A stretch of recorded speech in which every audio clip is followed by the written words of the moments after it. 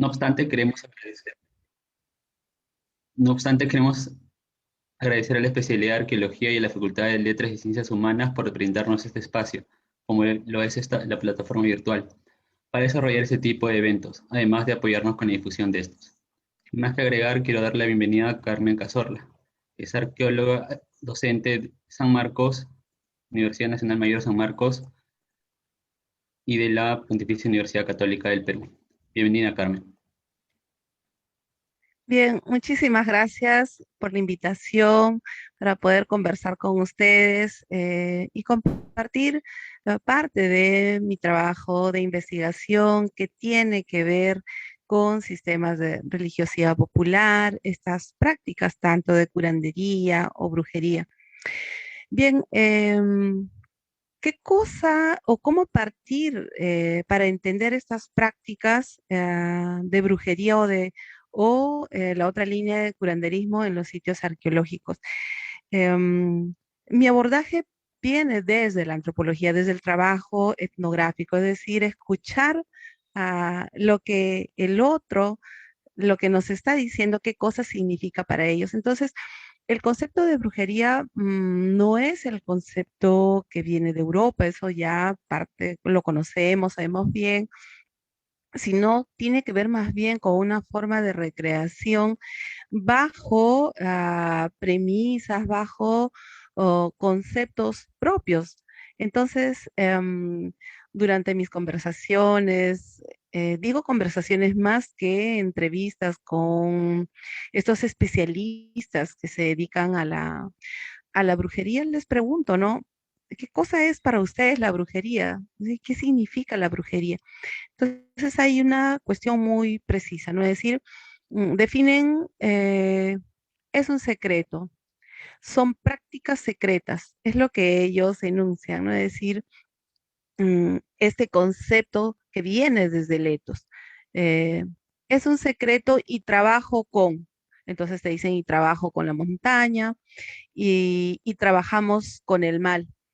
Entonces conversamos y decimos, ¿y qué cosa es el mal? ¿Qué significa el mal eh, para esta práctica de brujería? Entonces dicen, bueno, el mal es cuando alguien viene y te solicita dañar a alguien, es el daño, ¿no? Entonces los conceptos no tienen que ver necesariamente con las relaciones cristianas del concepto del bien y del mal, con las entidades demoníacas o las advocaciones crísticas o marianas, ¿no? Es decir, más bien es el pensar en causar mal a la otra persona, pero bajo la tutela o el permiso incluso de nuestras propias divinidades panandinas. Entonces, pienso yo que más bien es una forma de brujería, es una práctica de brujería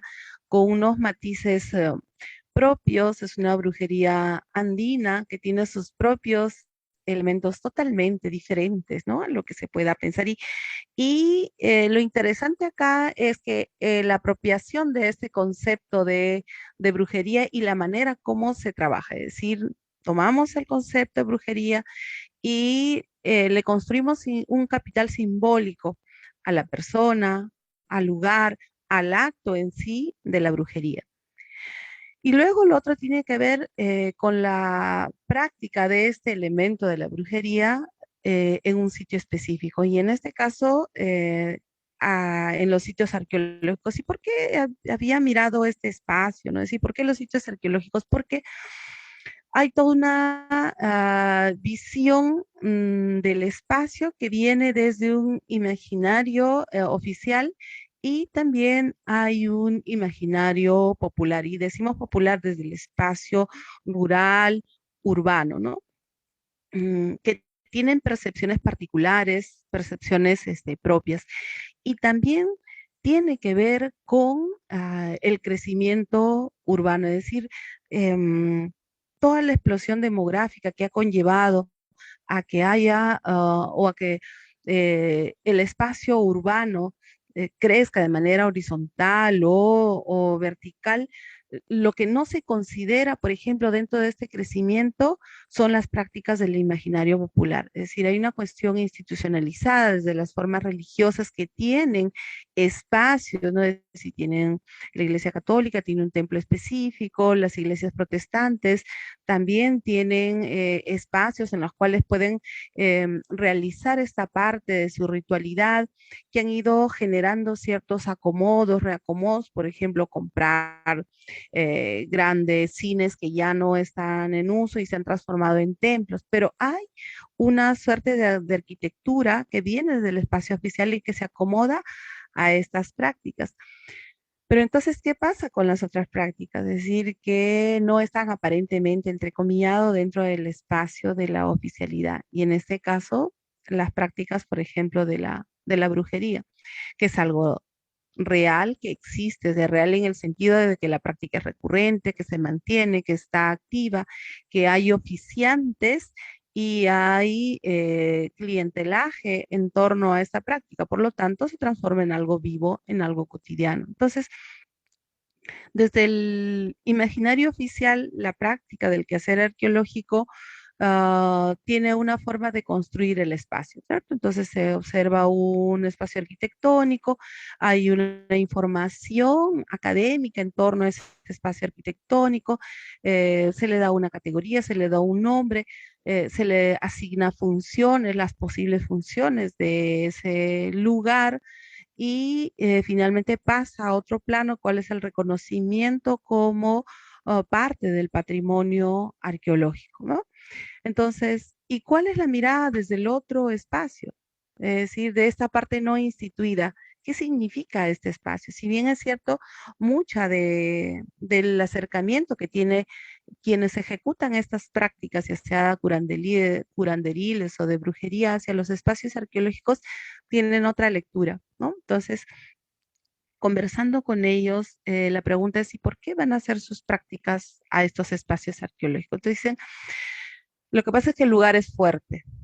Entonces, ¿qué cosa es la fuerza? Y este concepto de fuerza, de lugar, ¿no? Es decir, que en algunos momentos se podría entender como energía, ¿no? Es decir, es fuerte porque ahí reposan nuestros ancestros. Entonces, tiene que ver con una correlación con la ancestralidad. Ahora, esa cuestión de la ancestralidad también es interesante porque no necesariamente tiene que ver con una relación directa de arraigo étnico, de arraigo territorial, ¿no?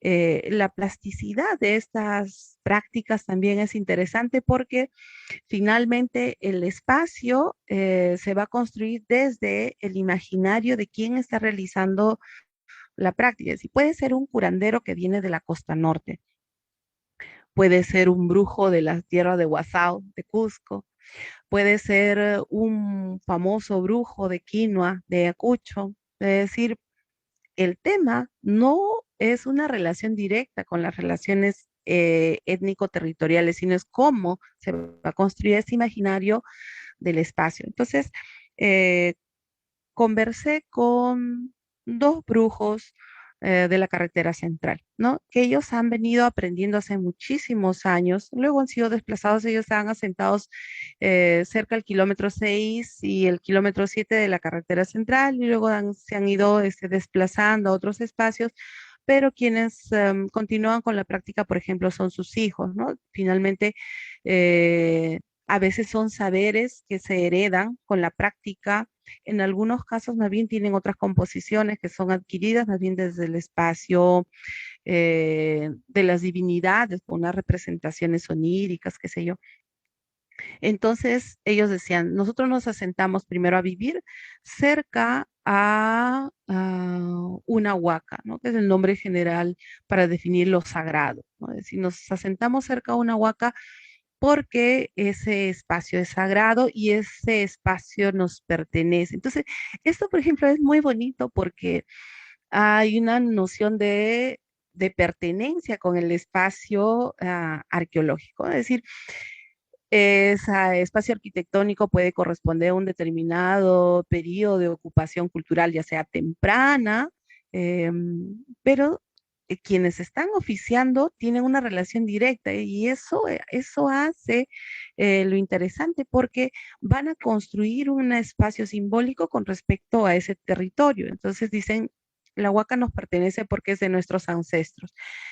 Y claro que ahí no podríamos ser exquisitos, ¿no? En exigir, demandar el tema de una pertinencia cultural, no continua, una línea continua de habitabilidad en el espacio, sino tiene que ver con las relaciones que se construyen en torno a ese espacio geográfico. Entonces, eh, el señor Héctor, que es uno de estos brujos y él se tipifica como un brujo mayor, decía, él está sentado en la carretera central porque tenía dos huacas importantes. Una es la huaca Huanchihuaylas, ¿no? Y Huaycán. Es decir, las relaciones que existen con estos dos espacios. Y él decía, mis ancestros, mis abuelos, no pertenecen o han habitado en estos lugares y nosotros hemos heredado esa fuerza.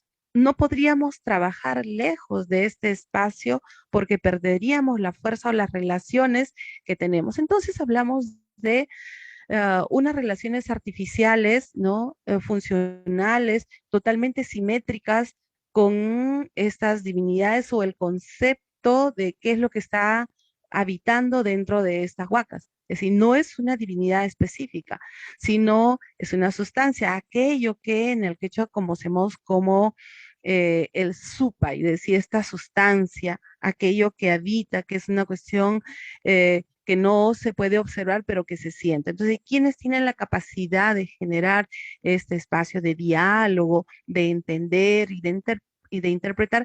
Van a ser precisamente estos oficiantes, ¿no? Oficiantes. Entonces, ¿por qué la brujería? Preguntaba a don Héctor, ¿no? Decir, ¿por qué la brujería? Y decía, bueno, las personas tenemos deseos, entonces alguien te hace mal y vas a responder. Ahora, yo trabajo con el bien y con el mal. Esa es otra cosa fabulosa que tienen nuestros brujos, ¿no? Porque pueden transitar tan libremente y te dicen, no es una cosa tan estricta entre yo practico la magia negra o la magia blanca, eso no existe. Yo practico las dos cosas, te dicen. Entonces, para quien desea que se haga el mal, se hace el mal. Y para quien desea que uno haga el bien, se hace el bien. El tema tiene que ver con aquello que tú estás ofrendando.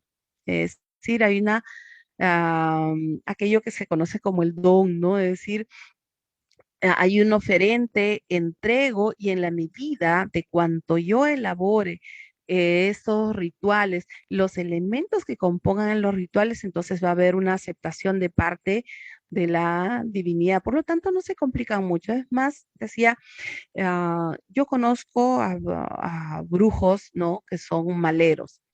Y yo puedo contrarrestar la actividad de esos brujos maleros. Entonces la pregunta es si con quién trabajan pues los brujos maleros, ¿no? Es decir, cuál es este referente divino, ¿no? Que medianamente soporta su práctica. Y dicen, son secretos que tienen las huacas, ¿no? Hasta ahí llega el nivel de respuesta, porque finalmente ellos dicen, no podemos revelar nuestros secretos porque esa es la naturaleza de nuestro ser como brujos. No te puedo contar todo, no te voy a contar algunas partes y algunas partes las voy a obviar porque es parte del secreto y yo perdería toda mi relación, dice, ¿no? Entonces, hay una cuestión de un imaginario no instituido porque ¿cuál sería la entidad que medianamente entienda, acepta o acepte estas prácticas? Es decir, ¿quién se hace cargo de todo eso? ¿Ah?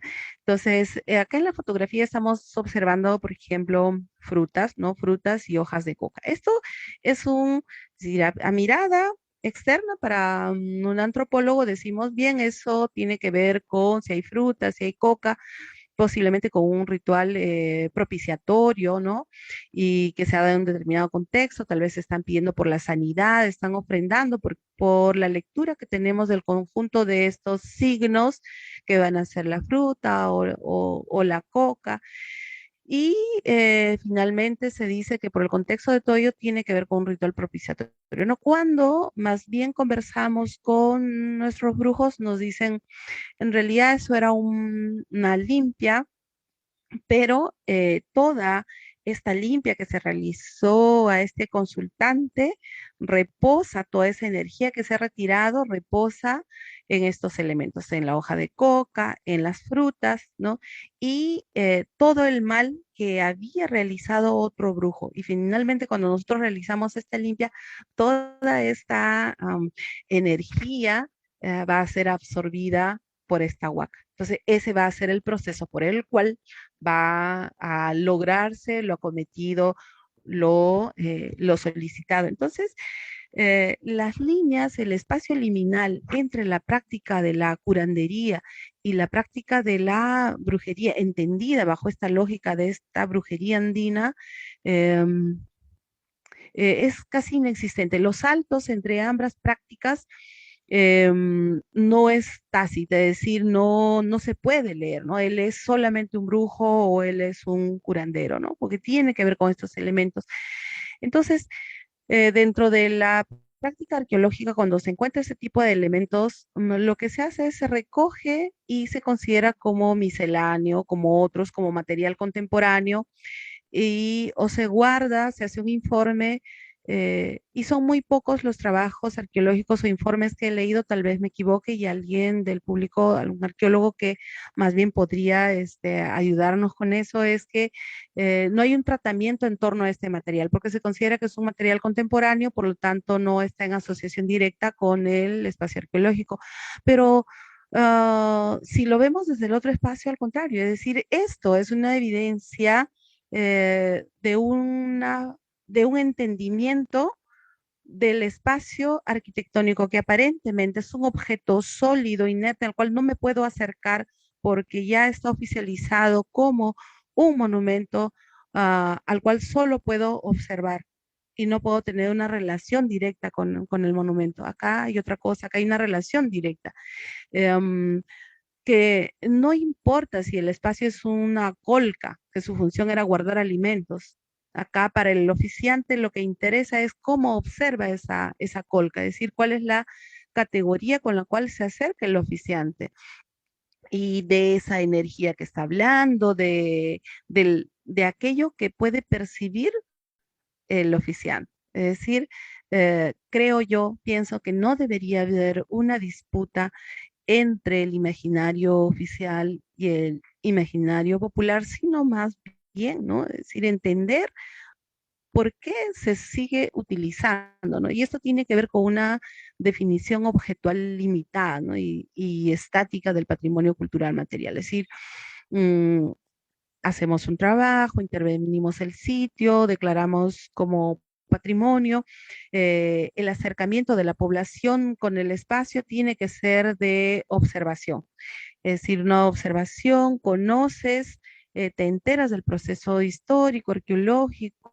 del sitio, pero no hay una convivencia directa con el espacio, pero de forma paralela sí se está realizando. Entonces, cuando uno recorre estas huacas, estos espacios arquitectónicos, felizmente hay estas manifestaciones, ¿no? Es decir, nos alegramos, ¿no? Creo que quienes trabajamos con estas prácticas de brujería o entender un poco lo que va a significar, nos alegramos cuando encontramos este tipo de elementos, ¿no? Es decir, ver este cúmulo de objetos no es basura, no son restos que no tienen significado, sino por el contrario, te está hablando de una práctica viva del espacio, que hay un uso constante, continuo, hay una reinterpretación de los espacios y una relación directa con estos elementos vivos, ¿no? Es decir,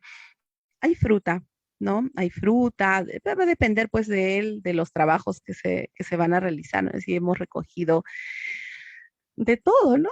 De toda, varios elementos, ¿no? Es decir, cuando acompañé a a un brujo a ver su ritual, tiene toda una parafernalia muy compleja, ¿no? Desde tierra de cementerio. Ahora vamos a ver algunas fotos que acompaña, por ejemplo, la cuestión simbólica de tener presente vasijas arqueológicas, ¿no? Como pueden ser réplicas.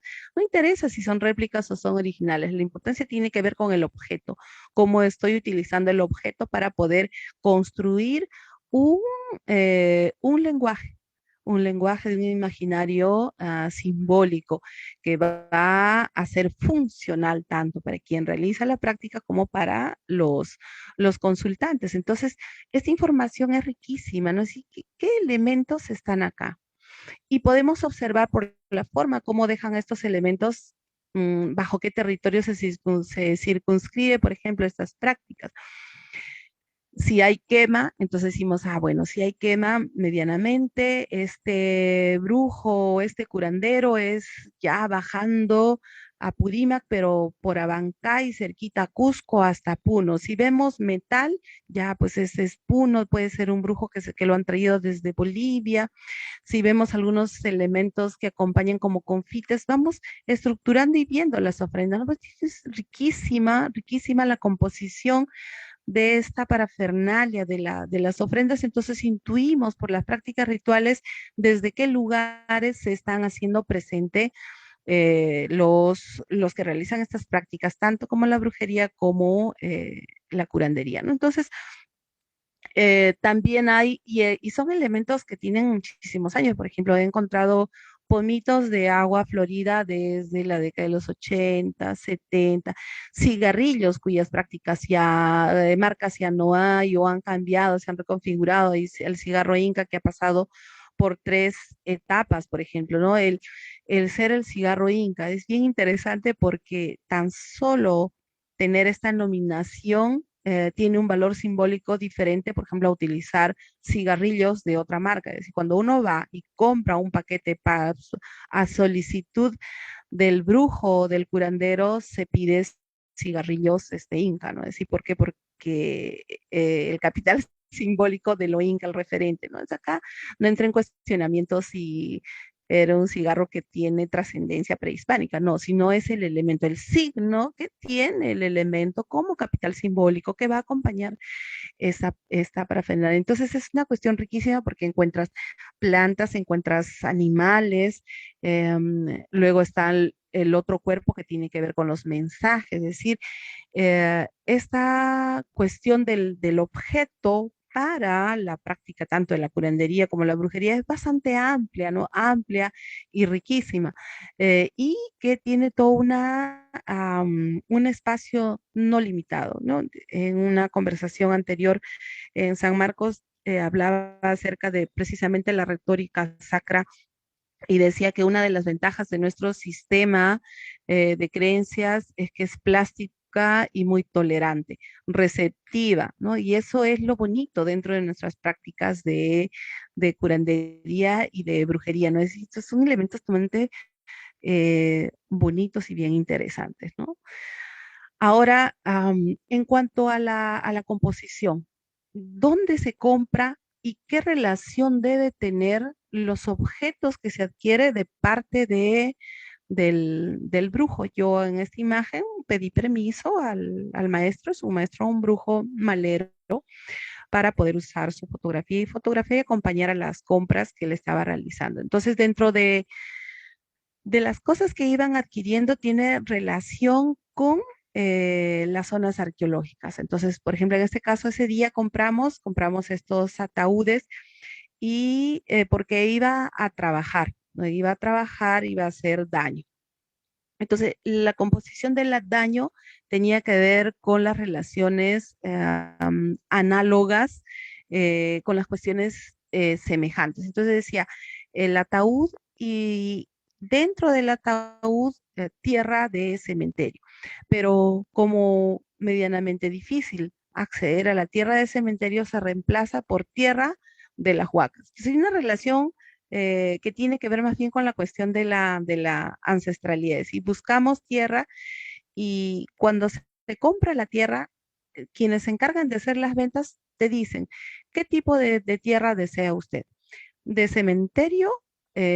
o de una huaca. Entonces preguntas, ¿cuál es la diferencia? Y te dicen, lo que pasa es que la tierra de la huaca es más poderosa que una tierra de cementerio, porque en una tierra de cementerio está enterrada toda clase de personas, ¿no? Desde personas buenas y malas, mientras que en las huacas están enterrados nuestros incas, y nuestros incas, o sea, hay una noción de medio romántica, si se quiere, pero de que hay una cuestión de perfección casi nibia, ¿no? La imagen impoluta de lo que va a significar un periodo importante como los incas, ¿no? Entonces, toda la energía de ese crecimiento, de esa fortaleza encarnada bajo la imagen de los incas, está representada en estos espacios arquitectónicos. No, acá no hay la división, pues, cronológica o corológica entre sí. Esto es una ocupación del formativo, esto es desarrollos regionales. No, acá los incas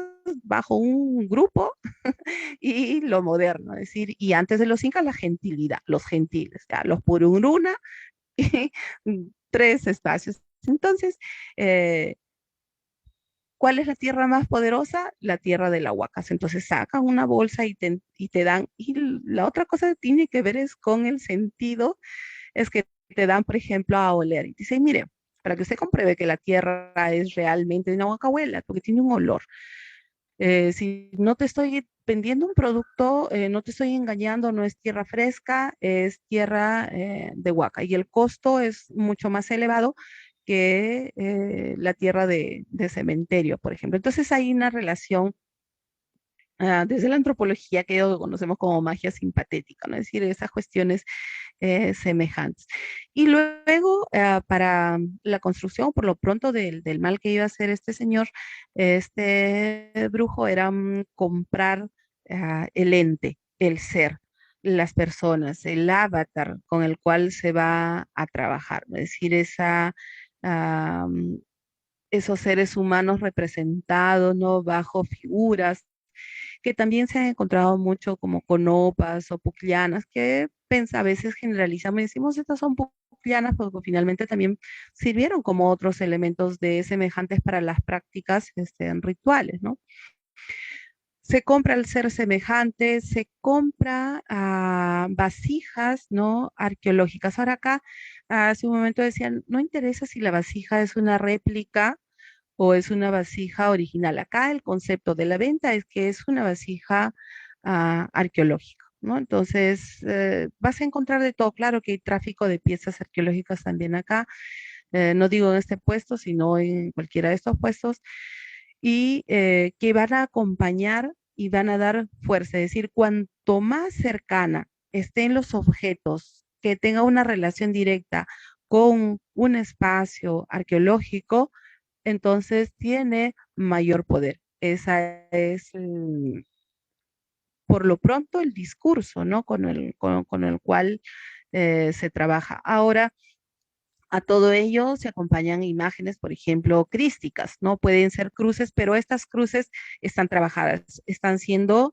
transformadas para servir para estas prácticas. Entonces, es decir, ¿cómo es posible que una cruz vas a utilizar para hacer el mal? Bueno, lo que pasa es que esas cruces están trabajadas, ¿no? Entonces tienen elementos con los cuales van a servir para dar fuerza para que esa práctica de brujería pueda ser funcional. Entonces hay una apropiación también y una reeditación, ¿no? De todos los elementos que acompañan pues esta práctica, ¿no? ¿Por qué? Tal vez, dice, la profesora habla muy alegre de la brujería. Lo que pasa es que si nosotros entramos a entender estos personajes, en realidad es bien complejo y es interesante cómo se percibe no solamente la parte sólida, es decir, la parte arqueológica, sino también la parte simbólica, es decir, cuál es la lectura que le van dando a cada uno de los objetos. Hay una lectura particular, ¿no? Que viene desde esta otra mirada no oficial, pues, ¿no? De todos estos elementos. Entonces, es posible abordar el patrimonio arqueológico desde una complejidad sistémica en la cual se puedan incorporar estos elementos. Yo creo que es necesario.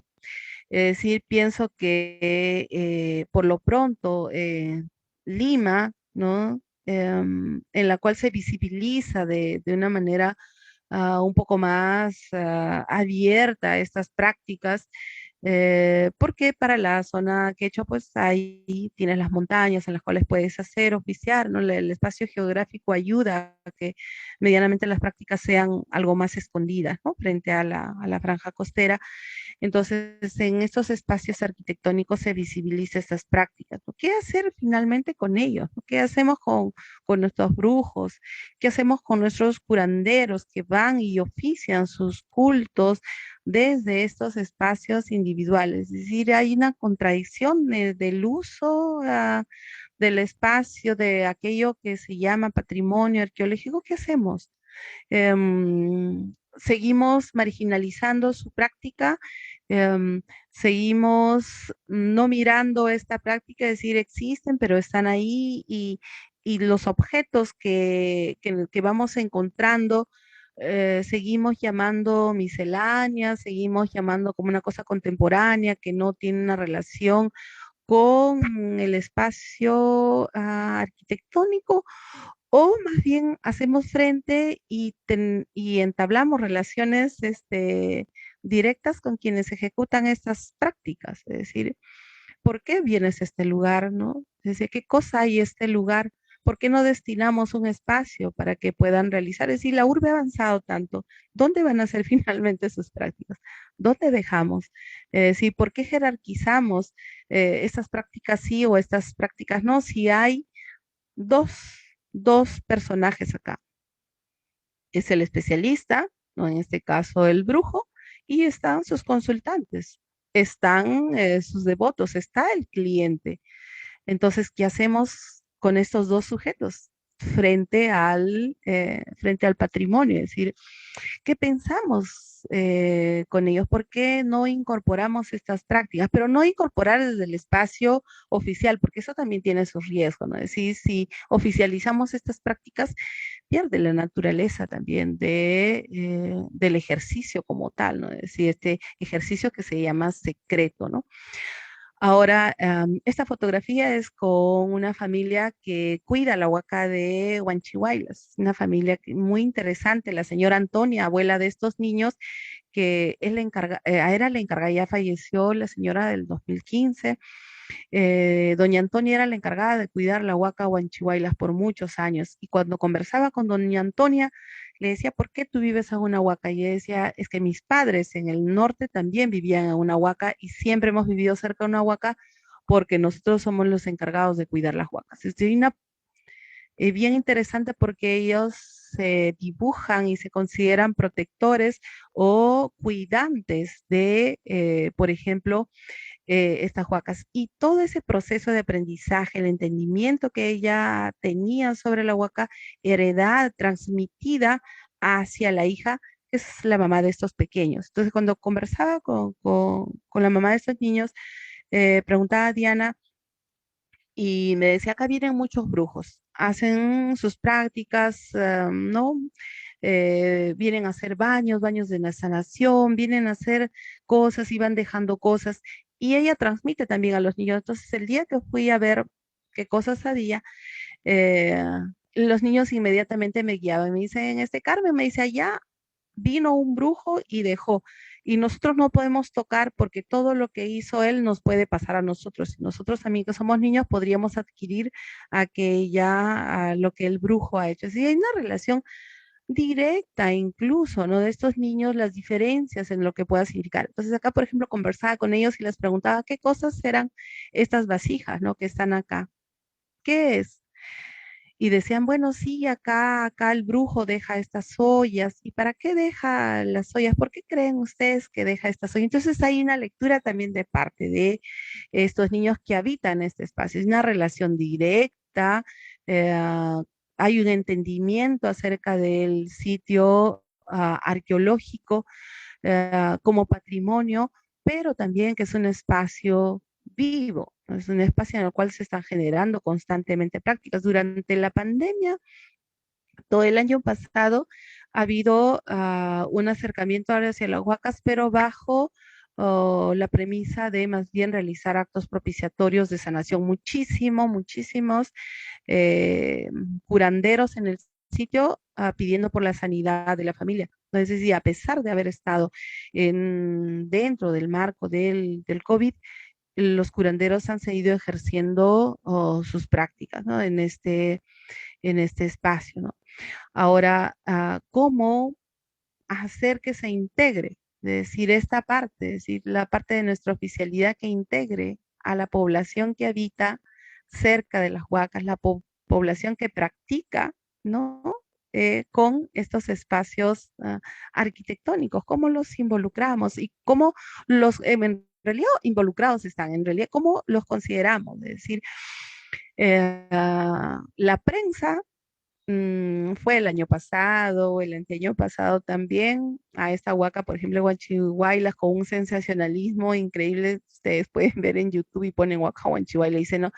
Prácticas demoníacas, ¿no? De los brujos. Entonces, y para la entrevista invitan a esotéricos, invitan, perdón, para hablar de lo que va a significar la brujería. Entonces hay una interpretación totalmente distinta. Bueno, sí, ahí trabajan con el demonio, ¿no? Cuando en realidad tú hablas con los brujos, sí, no aparece la figura demoníaca como tal, sino más bien es otra forma de hacer estas prácticas, ¿no? Tiene que ver con las prácticas deseando el mal o la envidia, que también tiene pues lecturas en el Perú prehispánico, ¿no? Recuerden ustedes el temor del Inca, por ejemplo, hacer peinado y que el cabello se lo lleve el viento porque alguien podría coger el cabello y con eso causarle daño o enfermedad, ¿no? Entonces hay toda un pensamiento, por ejemplo, ¿no? Entonces, en torno a la envidia, al mal, al daño. Entonces,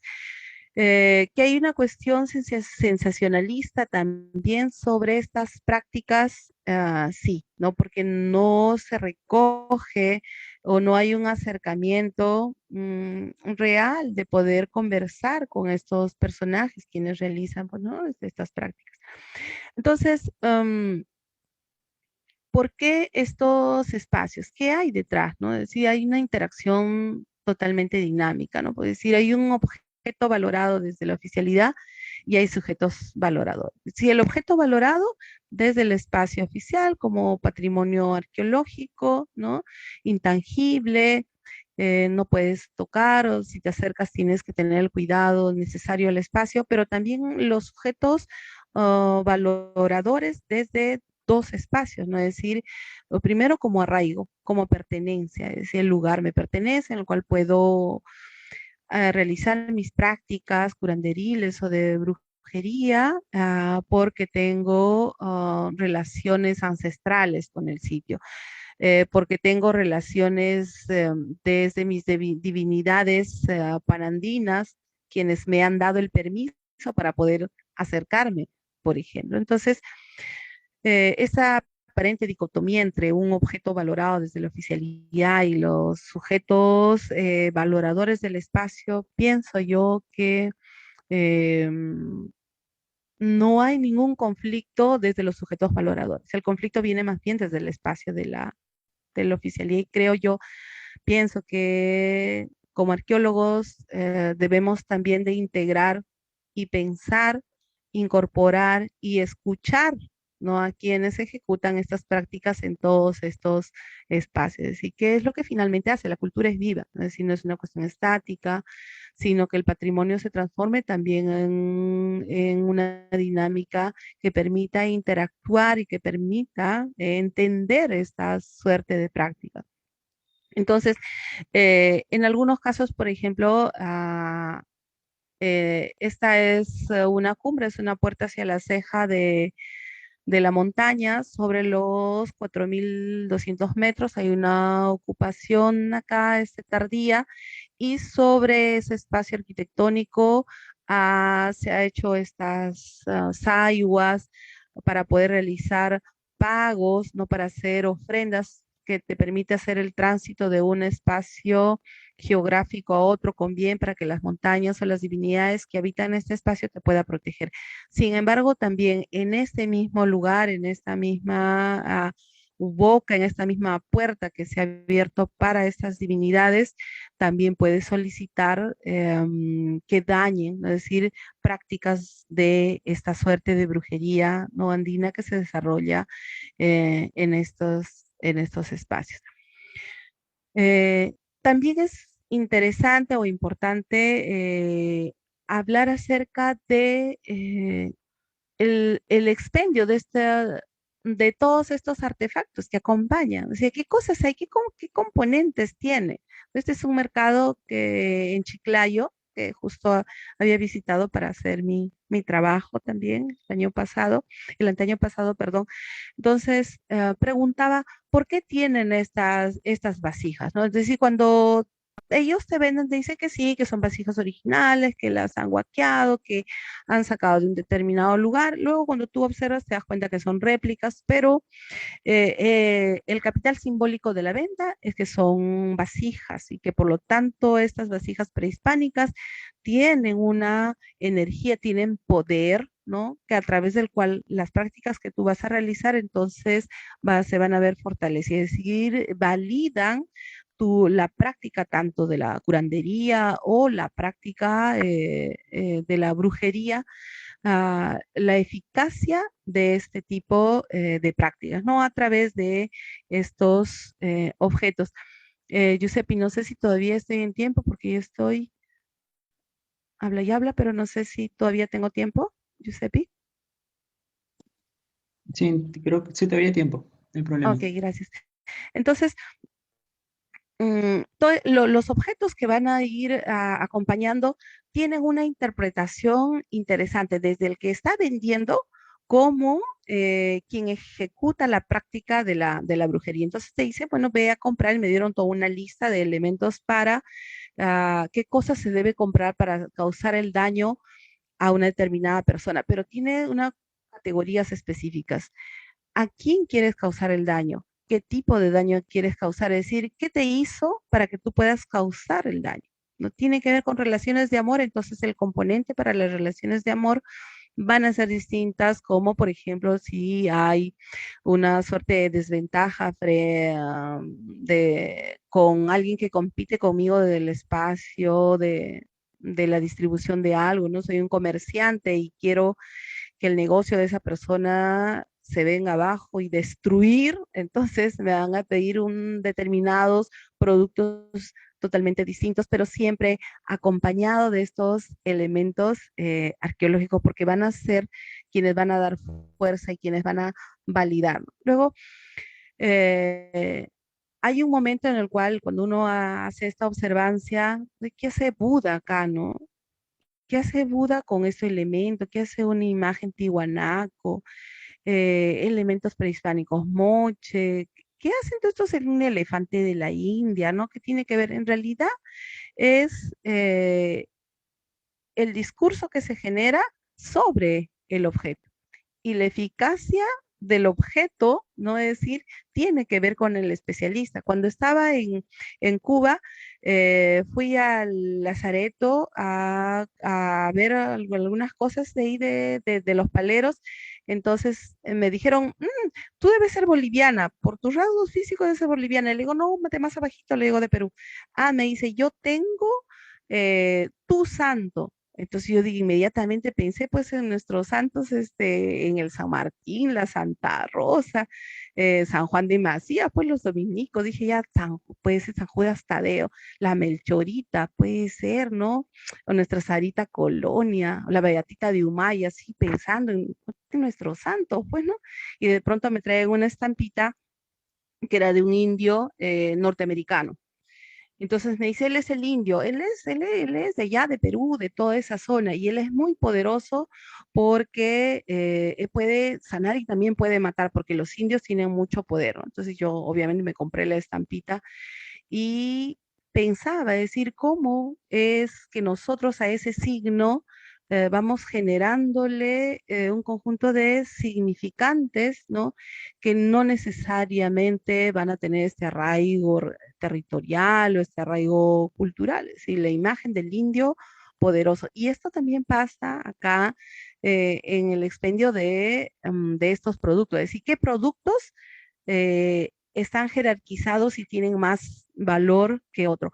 Un valor que tiene que ver con la procedencia regional. Es decir, la chonta, claro que la chonta sí es un elemento eficaz, interesante, importante. Las espadas de metal, las espadas de acero, que tienen que estar en una práctica de brujería, tiene que estar un cráneo, ¿no? Que representa la ancestralidad de quien está afianzando esa práctica de brujería. Tiene que haber tierra de huaca, tierra de cementerio y otros secretos más que no les puedo decir. En realidad, más que decir, no, porque ellos construyen como tal, ¿no? Es decir, te podemos contar, pero también es el tema, ¿no? Te contamos lo que a veces tú quieres escuchar, ¿no? Entonces ahí entra pues el trabajo antropológico, etnográfico, ¿no? De esperar el momento y ver cuáles son o cuál es esa verdad que nos está diciendo también, ¿no? Quienes hacen el favor de contarnos estos elementos, ¿no? Quienes hacen el favor de conversar con nosotros.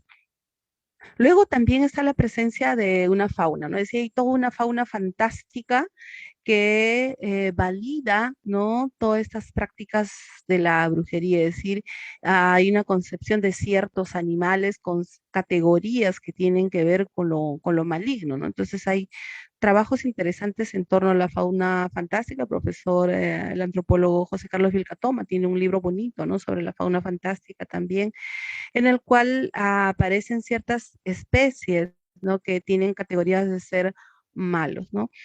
Pero malos con relaciones a una maldad demoníaca que no tiene nada que ver con la maldad que se piensa para causar daño al Perú prehispánico, ¿no? Es decir, por ejemplo, comprar sapos, ¿no? Sapos para poder amarrarles, coserles la boca, para que dejes de alimentarte. Al dejar de alimentarte, adelgazas y te vas a morir por inanición, ¿no? Es decir, lo que voy a hacer es el sapo, es un avatar de a quien quiero causar el daño. Y en otros espacios, el sapo no es utilizado para ello, más bien el sapo se utiliza para rituales de fertilidad, traer la lluvia, ¿no? Que está relacionado con el agua, pero tiene que ver cómo se concibe el tema de los objetos, incluyendo también a la fauna fantástica. Esta fotografía tiene poco tiempo, recién este año, en un tránsito que iba hacia del BRAE, hacia la selva de la Convención. Es un paso importante de la Puna hacia la ceja de selva del BRAE, ¿no? Entonces hay dos puertas importantes, la puerta que abre hacia el Valle de la Convención y la puerta que abre hacia el BRAE. Y referido en la puerta como estos umbrales, ¿no? O sea, la forma como denominan como umbrales o puertas hacia pasos o pisos, no necesariamente solamente pisos ecológicos, sino por las entidades que habitan en esos espacios. Entonces, si nosotros observamos acá, toda la parafernalia tiene que ver con rituales propiciatorios, ¿no? De sanación, pedir cosas buenas, prosperidad y todo lo demás, ¿no? Pero sin embargo, también hay un recodo, hay un espacio en el cual hay peticiones, ¿no? Para desear la muerte, causar la muerte, las ofrendas que están presentadas y a manos de estos especialistas de brujo, ¿no? Entonces, una suerte de documentación que he podido recoger, fotografiar, ¿no? Del qué es lo que se solicita, por ejemplo, ¿no? La muerte de los amantes, de las amantes o de litigios de tierra, litigio de terreno que es muy común. Entonces, a esta misma divinidad se realiza ambas peticiones, ¿no? Puedes pedir rituales propiciatorios, agradecer, pero también puedes acercarte a través de un especialista como es estos brujos para solicitar, por ejemplo, ¿no? El mal a alguien. Ahora, esta fotografía, hicimos una visita con el antropólogo Chris Parisano de la Universidad de Nueva York. Él está haciendo un trabajo muy bonito en las huacas y hizo una entrevista a unos personajes interesantes que construyen todos estos elementos acá en la Huaca Florida de un ejercicio bien bonito que tiene que ver con una cuestión medio New Age, pero también con curandería, con unas nociones de brujería también muy interesante. Es decir, el espacio arquitectónico, la Huaca concebida más bien desde un imaginario totalmente simbólico distinto a la función que pudo haber tenido este espacio. Es decir, hay una reconfiguración también del espacio, de la mirada de nuestro patrimonio arqueológico dentro de la ciudad también. Y hay mucha práctica. Es decir, estas prácticas están vivas. Recuerden que Lima pues es un espacio en el cual se concentra con los procesos migratorios. Entonces tienes prácticas desde la Amazonía, hay jerarquías de los brujos. El brujo amazónico, por ser un nativo, se vende o se construye una imagen de ser un ser poderoso. Cuanto más nativo, más poderoso, por ejemplo, ¿no? Entonces, una construcción en torno al personaje y la cercanía a estos espacios. Si nosotros recorremos las Huacas, vas a observar que muy cerca de esas Huacas hay curanderos, hay brujos, ¿no? Y su práctica está relacionada directamente con esos espacios. La otra fotografía que estamos observando es de la Huaca Huanchihuay. Les acompañé a este señor, a este brujo, a comprar todos los elementos para que pueda realizar su práctica, ¿no? Y observar, no en la huaca, sino en el espacio que él alquila para poder conversar y entender un poco por qué va a ese lugar, ¿no? Entonces él decía, yo soy huancabelicano. Entonces en Huancavelica yo aprendí de mi padre, no la brujería, y nosotros vivíamos siempre a la salida del pueblo.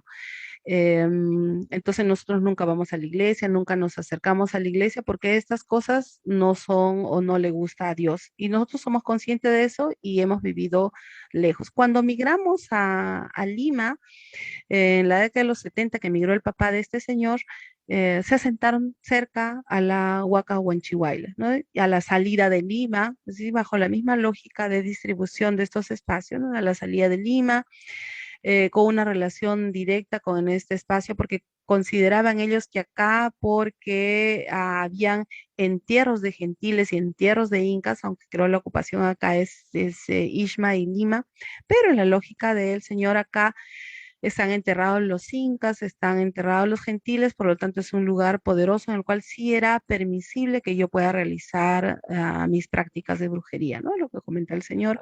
Y tiene todo un manejo de clientelaje súper interesante, ¿no? Tiene policías de clientes, tiene, sí, en realidad tiene personas, pues, ¿no? Personas con diversos oficios. Es decir, ninguno es mejor que otro, todos personas y de distintos oficios y profesiones, ¿no? Que acuden, empresarios, políticos, ¿no? Y estos especialistas finalmente también se construyen o construyen su capital simbólico en función a, se especializan, ¿no? Entonces hay brujos para el aspecto político, para el aspecto del amor, ¿no? Y que van a ser reconocidos dentro de ellos mismos y se temen, ¿no? Por ejemplo, él decía, yo no puedo hacer mis prácticas en otra huaca que no sea esta porque tengo el permiso para trabajar acá. Entonces, ¿el permiso de quién? El permiso de las divinidades que habitan este espacio, y hay una suerte de territorialidad también con otros brujos, ¿no? Hay otros brujos que trabajan, que tienen, que están mapeados, y hay una cuestión de mapeo de las actividades de los brujos, ¿no? Tengo un mapeo que yo he realizado también para mi trabajo, que ahora no voy a poder presentarles, de un mapeo de dónde están los brujos. Entonces, para ir medianamente cerrando esto, la valoración y conservación pensada desde la institucionalidad, ¿no? Es decir, y hay una valoración y conservación a partir de la integración de estos sujetos valoradores de la Huacapando, ¿no? Está en Lima, reconocen, nuestro San Marquitos está ahí cerquita. Entonces, y hay un señor que es súper interesante, ¿no? Este personaje utiliza dentro de la construcción de su narrativa tres cosas así que a mí me encantó, ¿no? El primero, la categoría de Pongo. Y esta categoría de Pongo es Huancavelica, Ayacucho, hasta Purímac. Se maneja la categoría de Pongo. Pongo como el que está bajo el servicio de las divinidades panandinas. Luego está como yacha, como un sabio, ¿no? Tiene dos categorías hasta ahí. Pongo es un yacha, pero también es un brujo, el brujo de los Andes. Por eso decía que es sumamente riquísimo este tema de nuestros brujos, pues, ¿no? Porque a la vez es un brujo y es un brujo de los Andes pactado con el Apu Jaruarazo, ¿no? Porque este señor es del sur de Ayacucho, entonces está pactado con el Apu Jaruarazo. ¿Qué cosa se entiende por pacto? Es decir, estos acuerdos que ha tenido con las divinidades para poder realizar su ejercicio acá, ¿no? Y él, ¿dónde vive? Vive acá en la Huaca, en Pando. Entonces, porque esta huaca va a ser el elemento fortaleza para que él pueda validar su práctica como brujería. Entonces, y hace absolutamente todo, ¿no? Desde sanaciones, desde cuestiones patológicas, ¿no? Hasta cuestiones del amor. Y el Señor ve todo, problemas de amor, florecimiento, cambio de suerte, limpia por dentro y por fuera. También es un sanador, un especialista de huesos, saca quistes, ovario, inflamaciones, te cura de asma, TBC, desahuciados, te cura de susto, mal de ojo, mal de aire, mal dado daño. Ahí entra su trabajo como brujo, problemas del sistema nervioso, problemas psicológicos, ¿no? Se realiza pagapas a los apus y liberación. Entonces, y este componente de liberación es porque es decir, una entidad que habita, pero que más bien tiene una composición ya cristiana, ¿no? Es decir, hay algo que habita dentro de ti y por eso es que tú actúas mal, entonces vamos a sacar ese algo. ¿Qué es ese algo? Es una entidad al cual tampoco le dan un nombre específico, ¿no? Entonces hay todo un tratamiento, todo un entendimiento, ¿no? De la conservación, de la integración de este espacio. Y cuando conversábamos con los pobladores, ven más bien a este montículo, ven esta huaca como un obstáculo, que la idea sería que venga un cargador frontal, saque todo este promontorio y lo transforme en un hermoso y bello parque. Es decir, las nociones del sitio arqueológico para los otros pobladores que no son los especialistas se transforma en un obstáculo. Uno, porque hay decía de parte del Ministerio de Cultura que el sitio está abandonado, se llena de basura, no hay protección. ¿Quiénes ponen la basura? Ya son los mismos vecinos, ¿no? Pero se quejan de que hay basura o ocurren violaciones constantes acá en la noche, como no hay un resguardo. Entonces el patrimonio se transforma en un obstáculo, en una cosa de peligro, ¿no? Y que no quisiéramos que esto, acá no hay nada, no se ve nada, que se saque todo y sea un hermoso parque que sería más útil para nosotros. Entonces ahí nuevamente pensamos, ya, ¿cuál es la valoración desde estos sujetos valoradores de este objeto que viene a ser el patrimonio arqueológico? Y para otro segmento de la población, más bien esto es un espacio de poder, de respaldo, de vigía, de protección, que cuida, que es necesaria la presencia. Claro que los maestros, este maestro decía, no, es importante que esté, pero también es importante que se conserve y que se pueda cuidar, ¿no?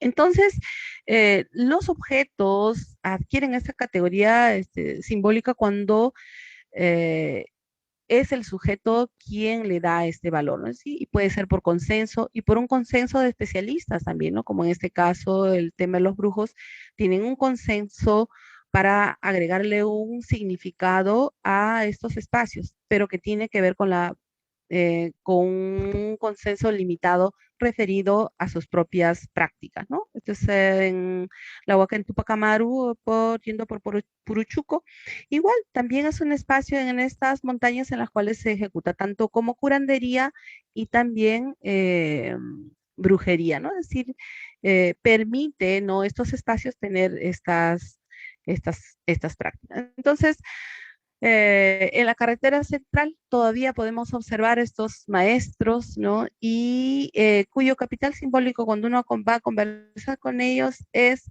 que su referente de la validación de su práctica y se puede hacer la demostración de tal es a través de sus relaciones con los sitios arqueológicos, ¿no? Y que tienen unas relaciones directas, ya sean de parentesco, de un parentesco obviamente artificial con las huacas, pero también de relaciones geográficas, de entendimiento con estos espacios, ¿no?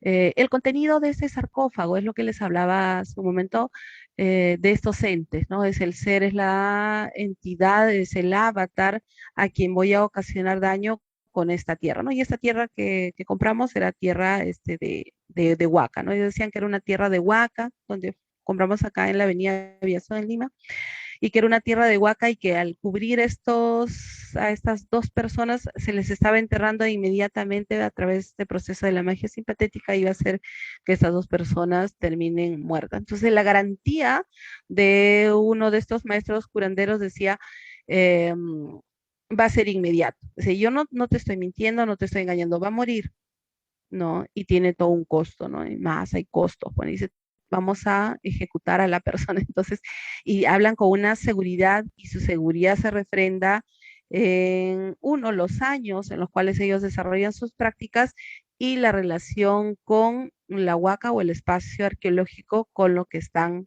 trabajando, ¿no? Que tiene que ver con este proceso. Entonces, las prácticas, ¿no? Para cerrar un poco esto, las prácticas de la brujería en los sitios arqueológicos son constantes, existen, mm, hay una idea, hay una forma de entender los espacios como algo vivo, que estos espacios arquitectónicos están siendo habitados por unos seres fantásticos, míticos, con los cuales estos especialistas tienen la capacidad de discutir, de conversar, de generar contratos, ¿no? De poder conversar y realizar sus prácticas bajo la tutela, bajo esta protección, ¿no? De estas entidades. Esta es una fotografía que en Huamanga es una de las pocas tiendas que quedan en la cual se puedes encontrar toda esta parafernalia, ¿no? Si hay simulaciones, hay réplicas de vasijas arqueológicas que también se están incorporando para rituales propiciatorios, para pagos, mesadas, pero también para aquello que los brujos denominan los secretos dentro de las prácticas de la brujería. Bien, esto es todo lo que quería conversar con ustedes. Muchísimas gracias también por escucharme y por este espacio.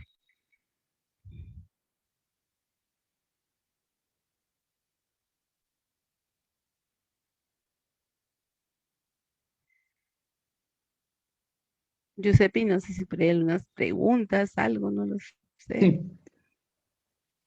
Sí, muchas gracias, Carmen. Tenemos algunos minutos para responder preguntas. A nuestro público, como ya hemos ido avisando, pueden dejar las preguntas en la caja de comentarios de acá del chat de Zoom. Eh, Queríamos también decirles que hemos tenido problemas con la retransmisión a través de Facebook y en ese sentido no vamos a subir la grabación de la charla a la plataforma de Facebook también. Ahora voy a leer algunas de las preguntas disculpen, que ya han ido llegando. A ver, el usuario Atapot pregunta, ¿qué tipo de brujería o tradición es la que practican los brujos entrevistados? ¿Qué tipo de brujería o tradición? En realidad, como les contaba, es una práctica bien versátil, ¿no? Es decir, no hay una cuestión tácita. Es decir, el especialista es el que se enuncia, dice, yo soy un brujo malero. Entonces, brujo malero es aquel que causa daños, ¿no? Que puede generar maldad en un ser humano, pero que también puede curar. Otros brujos curan, entonces son curanderos. Otros curanderos que no son brujos, solo se dedican más bien a contrarrestar la práctica de otro brujo, ¿no? Yo creo que eso más bien es la riqueza de por lo pronto, nuestros brujos andinos, ¿no? Que no son figuras concretas entre si él es malo, o trabaja con maldad, ¿no? Sino que tienen esos tránsitos y esa versatilidad es más bien lo interesante. Bien, gracias. Otra pregunta también es de Leopoldo. Buenas tardes, una pregunta. Quisiera una variación entre el tipo de ofrenda y el pedido deseo que se realiza. ¿Qué diferencias existen en ese sentido? Claro, la entre... parafernalia varía, ¿no? Por ejemplo, como les había mostrado, si es para causar daño, se trabaja, pues, ¿no? Ellos trabajan con tierra de cementerio, trabajan con huesos humanos, trabajan con algunos animales, ¿no? El sacrificio de algunos animales, como por ejemplo coserle la boca al sapo o a una gallina, amarrarles el pico, ¿no? Que va a ser la representación de qué es aquello que yo por magia simpatética quiero que cause al otro, a diferencia de la sanación, ¿no? O sea, para la sanación también se sacrifica animales, claro que se sacrifica, ¿no? Es decir, puede haber una sanación con, y con jerarquías, ¿no? Hace poco conversaba con una familia cuyo niño está un poco mal, tiene convulsiones, entonces la mamá había optado por dejar la medicina mal, ¿no? Y por la sanación y habían probado pasar paloma, pasar cuy y la última alternativa era, por ejemplo, pasarle con chancho. Entonces, pasar con chancho y luego sacrificar al animal para que éste pueda llevarse la enfermedad que estaba causando este niño. Entonces, cada especialista es finalmente el que define cuál es el objeto, ¿no? Y el objeto no es general para todos, ¿no? Cada quien va generándole, ¿no? Un significado a un objeto para el proceso de curación o de brujería, ¿no? Gracias. La pregunta de Bárbara es, ¿no interfiere con la limpia, la ofrenda o las diferentes ceremonias del recoger el material? Perdón. Si es que no interfiere con la limpia, la ofrenda o los distintos tipos de ceremonias que se recoge el material posteriormente. No, porque finalmente cuando ellos hacen su práctica no lo tocan. Quienes lo tocamos somos el personal externo, que somos los arqueólogos y los antropólogos que vamos, ¿no? Que observamos. Es decir, ellos no tocan. Una vez que se hace el trabajo y había hecho la distancia, ¿no? Es decir, nuestros brujos hacia el sur van quemando las cosas, hacia Ayacucho o Ancabelí que están enterrando, hacia la costa norte también están enterrando o están dejando en la superficie para que solo pueda hacer esta energía, pueda consumir lo que se les está dejando. Entonces, eh, entre ellos, por ejemplo, no tocan, un brujo malero no va a tocar el trabajo de otro, ¿no? No se toca, no se puede tocar. O sea, dentro de la lógica de ellos no se puede tocar, ¿no? Claro, pero me parece que también era la pregunta en el sentido de si es que el mismo arqueólogo o arqueóloga cuando va y toca este material está interfiriendo de alguna manera en el ritual o simplemente cuando ya está hecho ya. Eso también es bien relativo porque finalmente tiene que haber un consenso entre quién está haciendo el ritual, que es el especialista, más el cliente. Entre ellos hay una relación, hay una lectura de significados. El tercero, el que viene fuera el arqueólogo, vas bajo otra perspectiva, vas con otra línea, tú no estás involucrado en el ritual. Por lo tanto, si tocas o dejas de tocar, te afecta o no, no hay forma, ¿no? De una comprobación de hecho, porque en realidad la función de nosotros, de los antropólogos, no es ver si la brujería es real, sino cómo esto funciona para los oficiantes y para el público que consume, ¿no? Gracias. La otra pregunta de Grace es, dice, buenas tardes y muchas gracias por la organización de la charla. Me gustaría saber más sobre la transmisión de saberes. ¿Cómo aprende a ser brujo alguien que quiere serlo? Para hacerlo basta con el deseo en sí mismo o los nuevos aprendices son elegidos. Las personas extranjeras, por ejemplo, o de países no andinos pueden ser aprendices o llegar a convertirse en curanderos o brujos. Y en cuanto al tema de género, es si es que existen mujeres practicantes también. Mira, partiría por esta última pregunta. Es bien chévere porque dentro del capital simbólico las mujeres son más fuertes. Eso es, o sea, la concepción del brujo, las mujeres no, las brujas, ¿no? O sea, las mujeres que practican brujería, ¿no? Son más fuertes. Entonces uno pregunta, ¿y en qué radica su fortaleza? No, es que ellas saben más secretos. Esa es la respuesta, ¿no? Entonces sí hay una proporción entre varones y mujeres, no, porque por lo pronto en el mundo andino las especialidades no están supeditadas a si solo las mujeres realizan estas actividades o no. Es decir, hay mujeres llamadoras de cerro. Lo que más bien limita sus prácticas es que muchas de estas mujeres tienen que transitar entre su vida doméstica, su trabajo, más sus prácticas de curandería que las limitan, ¿no? Y en algunos casos sí pueden, o sea, si en el entorno del hogar hay una redistribución de roles y todos participan, entonces ellas también pueden ejecutar sus trabajos al igual que hace un varón, ¿no? Eso, por ejemplo, he observado para el BRAE, hay dos señoras importantes, llamadoras de cerro, que trabajan a la par y tienen un estatus, ¿no? Son muy reconocidas, ¿no? Con respecto a ese trabajo. Parte de la pregunta también giraba en torno a si es que hay personas, cómo se escogen a los Ah, practicantes, ¿no? ¿cómo se Como escogen, no? si hay una Eh, especie de aprendices o... un taller, imagínate, un taller para brujos, taller de verano, hoy vas a ser brujo. No, por los trabajos, por las entrevistas, los trabajos, por lo pronto a quienes he entrevistado, sus procesos de aprendizaje han sido transmisiones de generaciones, ¿no? Y el otro a través de haber sido elegidos. Entonces me dice, ¿cómo has sido tú elegido? Entonces hay varias cosas, ¿no? Cuando era pequeño, como el caso de la señora Marina, que es curandera, Marina dice, no, yo cuando era chica me cogió un rayo, entonces mi familia dijo, ella sobrevivió al rayo, por lo tanto ella tiene que dedicarse a ser curandera, porque ha sobrevivido al rayo, ¿no? Entonces hay cuestiones oníricas, hay llamamientos y también hay aprendizajes, ¿no? Es decir, hay cercanía con un brujo y el ofrecerte como un practicante y ellos van validando, ¿no? Van observando si realmente puedes aprender. Ahora, de los cuatro maestros con los que he trabajado, por ejemplo, ninguno de los hijos ha querido continuar con las actividades de sus padres, ¿no? Y ahí queda su proceso, no quieren, no han querido, ¿no? En San Miguel, en La Mar, incluso terminó, el año pasado estuve siguiendo uno de los juicios, murió uno de los consultantes, al brujo lo llevaron a la cárcel, se murió en la cárcel y el hijo no quiso seguir con estas prácticas, ¿no? Y es más, no quiere ser reconocido como el hijo del brujo, por ejemplo. Entonces, no necesariamente hay una aceptación también en torno a la familia. Entonces, ahí termina, ¿no? Hay un corte en cuanto a ese proceso, ¿no? Estos saberes también. Gracias. También preguntaba si es que algunas personas extranjeras no de Sudamérica o de países andinos pueden ser también aprendices o si hay casos, tal vez. Bueno, sí hay, ¿no? Por ejemplo, cuando yo he visto eso en Pilcopata.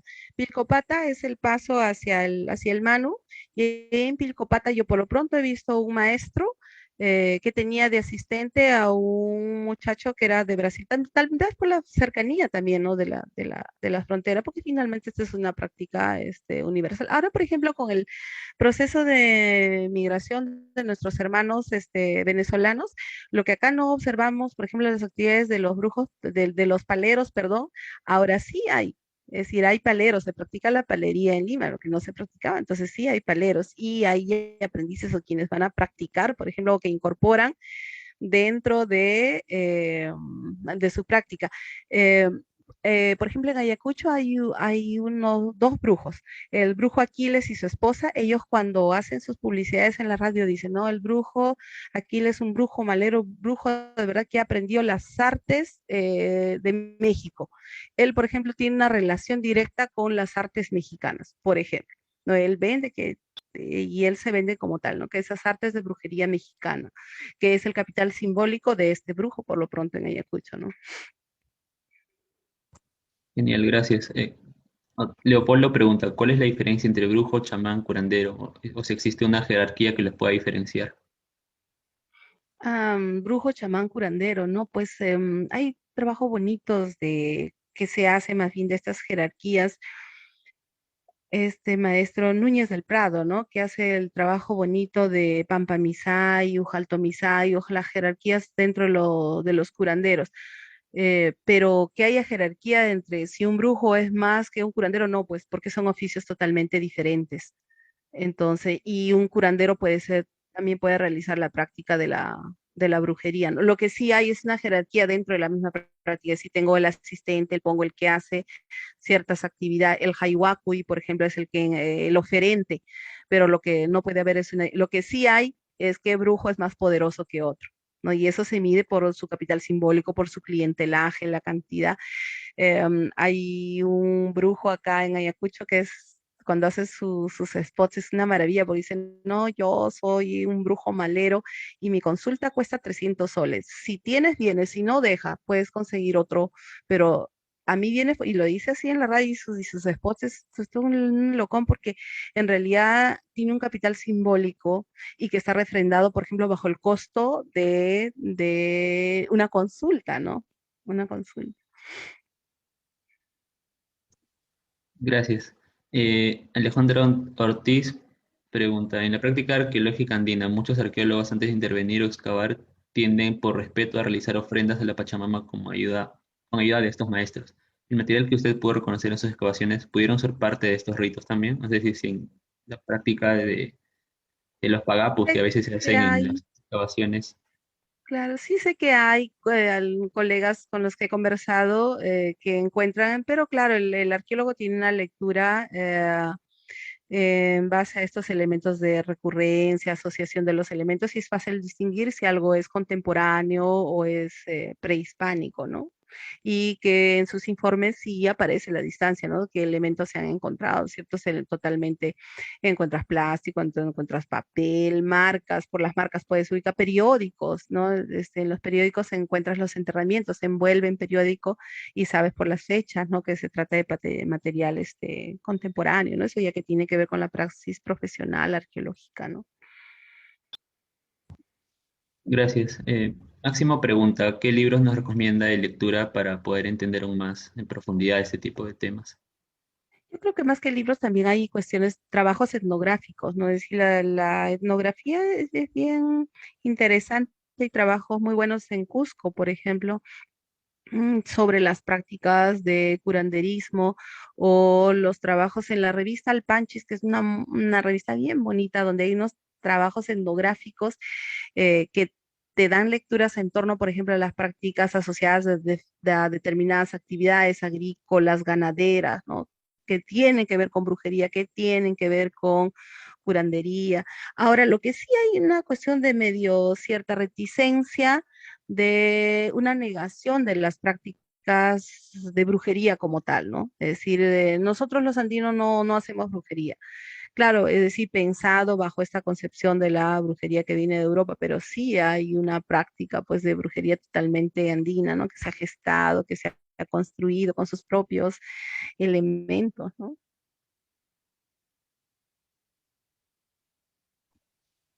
Gracias. F. Estrada pregunta, ¿ha registrado el uso de cráneos humanos procedentes de contextos arqueológicos para realizar, por ejemplo, brujería negra? Bueno, sí hay, sí se utiliza mucho, ¿no? Por ejemplo, don Héctor, este maestro de la carretera central, el maestro tiene cráneos, ¿no? Y cráneos que ha recogido que ha huaqueado, ¿no? Y que eso más bien para él se sirve como una suerte de fortaleza para sus prácticas, ¿no?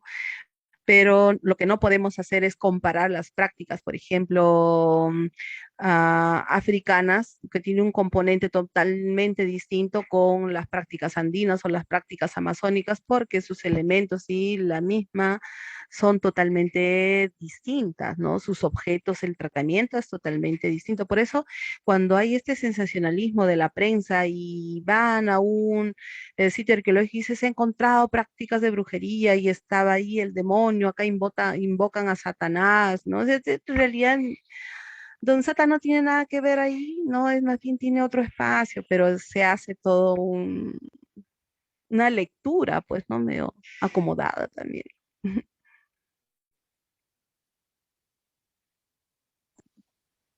Dara pregunta, ¿existe alguna relación entre brujería y la santería?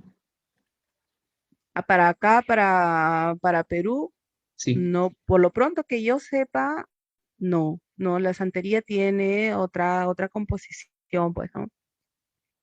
Para Brasil hay presencia de santería muy fuerte, Colombia con los palenques que hacían estas formas de recreaciones acá. Yo justo pregunté a la profesora, a la historiadora Maribel Arrulecea, que trabaja el tema de la negritud, y hace ya un par de años le preguntaba cómo eran esas representaciones de los sistemas religiosos, ¿no? Que no es tan visible como pasa, por ejemplo, en Cuba con la santería, Brasil, Venezuela mismo, ¿no? Que es totalmente distinto. Acá más bien tiene una influencia muy andina, amazónica, ¿no? A ver, Paula pregunta, ¿los organismos oficiales sancionan a las personas que ejecutan estas prácticas o si solamente ocurre cuando dañan el sitio? No sé, no conozco una denuncia concreta, pero sí obviamente sé, no sé de una denuncia exacta cómo ha actuado el Ministerio de Cultura, por ejemplo, que es la entidad, ¿no? Que vela por la protección de los sitios arqueológicos, pero claro, si hay un daño al sitio, sí se supone que está reconocido, decretado como zona intangible, que estas prácticas no se deben realizar, ¿no? Si hay una cuestión, una penalidad, un caso concreto de denuncia, no conozco, pero sí está el Ministerio de Cultura, ¿no? Que es el encargado de velar, ¿no? La intangibilidad de los sitios, ¿no? Bien, gracias. Leopoldo pregunta otra vez, ¿de qué manera se puede entrelazar en la investigación arqueológica a la praxis de la brujería? Claro, eso es lo que yo estoy tratando de entender, ¿no? Es decir, precisamente mi investigación tiende a eso, cómo, qué hacemos. Si sabemos que la práctica existe, que es recurrente, que están ahí, que están haciendo este ejercicio, liberamos un espacio y les designamos ese espacio para que ellos continúen con sus prácticas o cerramos el sitio y anejamos esta práctica y decimos no se puede realizar esta práctica. Lo que podemos hacer es liberar un espacio y ahí sí se puede hacer danzas, representaciones artísticas, podemos hacer desde otro frente, pero no, por ejemplo, esas prácticas rituales, ya, ¿por qué no hay un acercamiento más bien, ¿no? Que creo que debería ser el camino. Claro. Axel pregunta, ¿cómo es el tipo de ofrenda para la brujería sexual y o amatoria? ¡Hala! ¿Podría mencionar si hay elementos distintivos en caso de ser dedicada a un hombre o a una mujer? Ya, creo que te voy a dar la dirección de ahí del brujo. Y le preguntamos. Claro, es decir, con las cosas que yo te puedo responder con las cosas que yo he observado, ¿no? Por ejemplo, la ropa íntima, pero tiene que ser en el caso de una mujer una ropa íntima usada, no puede ser pues una ropa íntima nueva, ¿no? Que está en contacto con la persona y eso se utiliza para causar daño, tanto elementos que correspondan a la persona. Entonces puede ser masculino, femenino, ¿no? Pero que le pertenezca a la persona. De eso es finalmente, ¿no? Entonces, claro que sí hay distinciones. Gracias. Hay muchas más preguntas, voy a continuar. Eh, Martín pregunta, ¿cómo considera usted desde una perspectiva arqueológica en relación al uso de estos espacios, es decir, los sitios arqueológicos, para realizar estos rituales por los brujos, extraer la tierra, movimiento de personas, daños de las estructuras, residuos orgánicos? ¿No impactan el sitio arqueológico este tipo de prácticas? Claro que sí, por supuesto que impactan, ¿no? Porque y es más, es un acercamiento que se hace de noche, donde no hay una vigilancia, no hay una práctica de brujería que se haga de día, por lo pronto, ¿no? Es decir, porque estás siendo observado, es fácil de ubicar. Las limpias o las prácticas de brujería se hace de noche, donde el público que está no pueda avisar, por ejemplo, que se está realizando y en esto pisan, remozan, pueden dañar la patina de la arquitectura, qué sé yo, ¿no? Entonces, claro que si hay un daño. Entonces, ¿qué se hace para evitar ese daño? ¿Cuál es la propuesta? ¿Qué hacemos frente? ¿Rechazamos, negamos la existencia o liberamos un espacio para que ellos puedan realizar esas prácticas como una suerte de un santuario para sus prácticas, ¿no? Gracias. Yo pienso así Eh, como si en un espacio arquitectónico ahí se libera un espacio para la venta de souvenirs, se libera para un museo, se libera para diferentes actividades oficiales, también podría hacerse lo propio con aquello que no consideramos oficiales. ¿Y cómo estamos mirando estas nuestras prácticas cotidianas? El problema es que no los estamos mirando.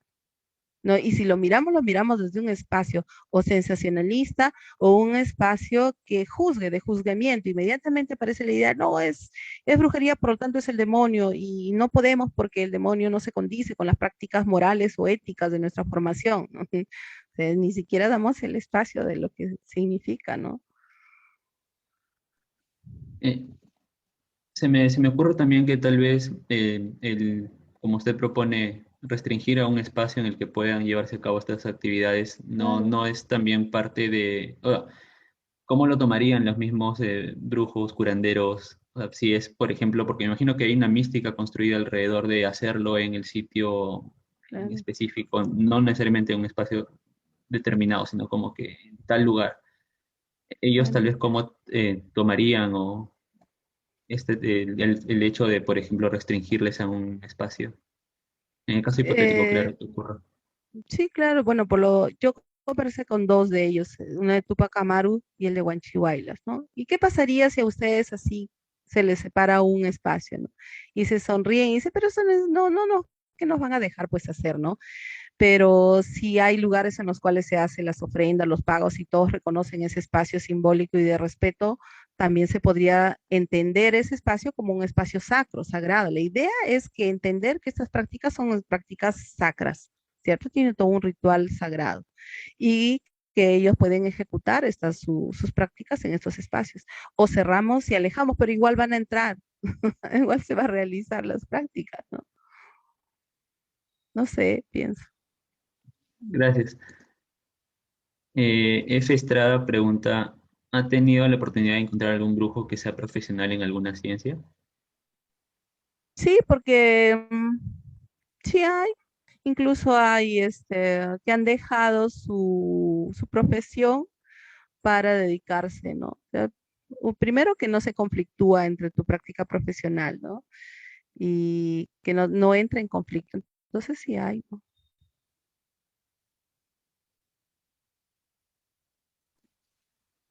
También pregunta, ¿alguno de los brujos que ha entrevistado ha sido tocado alguna vez por un rayo? Ujú. Pero brujo no, curandero sí, curandero sí. O sea, eso no significa que no haya brujos que no hayan sido tocados por Claro. rayos, no los que yo he entrevistado. Luis pregunta, ¿sabe algo sobre la cura de lo que se llama mal de aire de Huaca? Yo no soy bruja, pero el mal de aire, claro, eso tiene que ver con Claro. lo que les hablaba de la magia simpatética, ¿no? Es decir, si te da un mal aire, es que estas energías o estos seres que habitan, ¿no? Te van a causar un daño y se va a curar en el mismo sitio con los mismos elementos, ¿no? El mal de aire se tiene que curar con elementos donde has adquirido este mal aire, con tierra de cementerio. Uno se enferma con el mal del abuelo, de los gentiles, se cura con los mismos elementos de las gentilidades, por ejemplo, ¿no? Utilizan los mismos elementos para poder curar.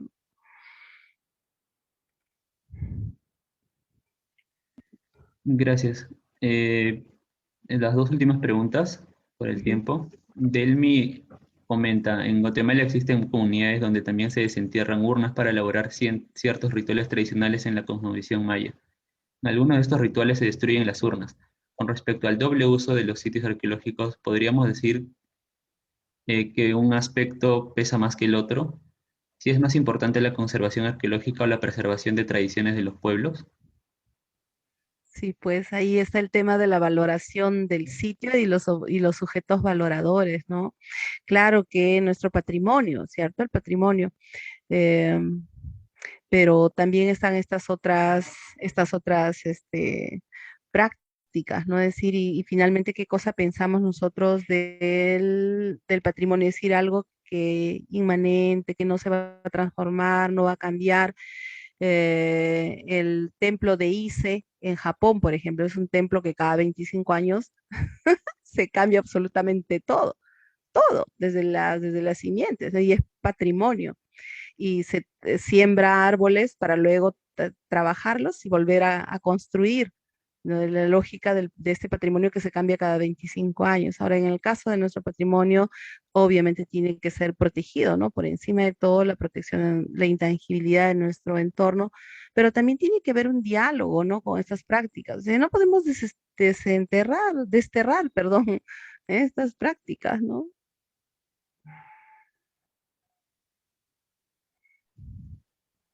Eh, Otra pregunta es, de Karina, dice, buenas tardes. Durante el desarrollo de su trabajo ha logrado registrar el uso continuado de semillas y plantas alucinógenas de periodos prehispánicos hasta la actualidad, las cuales pueden ser contrastados con los registros arqueológicos y su uso continuado. Sí hay, por ejemplo, una de las semillas que es bien interesante es la semilla de la huilca, ¿no? Como esta semilla huilca del mismo concepto de lo sagrado, ahora acompaña como parafernalia, pero para cuestiones de sanación en un espacio. Para Ayacucho, Huancavelica, la huilca acompaña de manera simbólica, no se consume, no la huilca. Claro que el registro histórico dice que sí había un consumo, ¿no? De la huilca no se sabe la manera, pero se consumía. Ahora acompaña a la parafernalia para las sanaciones, mientras que en el Cusco la huilca cuando pregunté en los despachos y pregunté, ¿y por qué no está la huilca en este despacho?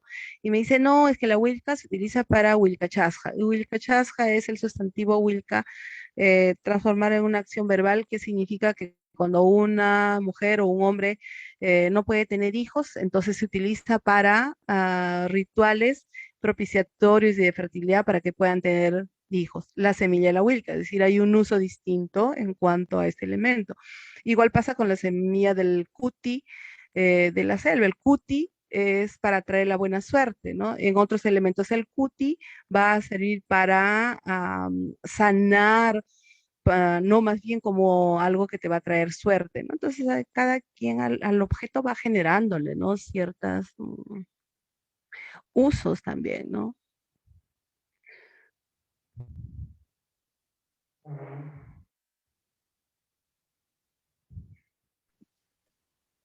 Eh, Sé que hay muchas más preguntas, pero por el tiempo no vamos a poder responder cada una de ellas. Eh, Tal vez hay algunos, por ejemplo, que preguntan así, que lo que estoy viendo es que si, ¿dónde podemos conocer un poco más de su trabajo, de algunas lecturas que pueda compartir? Podemos hacerles llegar, tal vez por los links por las páginas de eventos arqueológicos PUC. Ujú. Eh, Bien, quisiera aprovechar la atención de nuestro público para invitarlos en la próxima ponencia el viernes 25 de junio a las 5 de la tarde a cargo de la arqueóloga Rocío Villar, quien nos va a hablar sobre la arqueología subacuática en Pachacamac. Eh, Recuerden que todas las actividades les estamos anunciando en nuestras redes sociales. Asimismo les comentamos que se ha abierto la recepción de ponencias para participar en el 15º coloquio de estudiantes de Arqueología PUC, el cual se realizará el días 3, 4 y 5 de noviembre, porque sí, les invitamos a seguirnos en las redes sociales y animarse a participar. Por último, ¿quisieras algún mensaje final, dejar algún mensaje final, Carmen? Nada, a mí me gustaría que, por ejemplo, cuando se encuentra este tipo de material en las excavaciones arqueológicas, las registren y las guarden porque a quienes hacemos este tipo de investigación no son totalmente válidas, ¿no? Es decir, a nosotros nos sirve. Es decir, ver y ver cuáles son los componentes que hay en este tipo de pago, en este tipo de ofrenda, finalmente es información. Es decir, claro que es una información contemporánea, pero es parte del proceso social, no es la actuación de estas personas en un espacio. Entonces, esa información es totalmente válida y debería ser asequible también para los quienes trabajamos este tipo de materiales, ¿no? Para también entendernos, ¿no? Entendernos, aceptarnos y tolerarnos también, ¿no? Genial, Y muchas nada, y gracias. agradecerles pues a ustedes por la invitación. Muchísimas gracias a ustedes y por el tiempo también de escucharme. Muchas gracias Muchísimas a gracias. usted por la presentación y por brindarnos esta charla que no siempre, algo que muy pocas veces se trata en realidad en la arqueología en general. Muchas Ah, gracias. muchísimas gracias.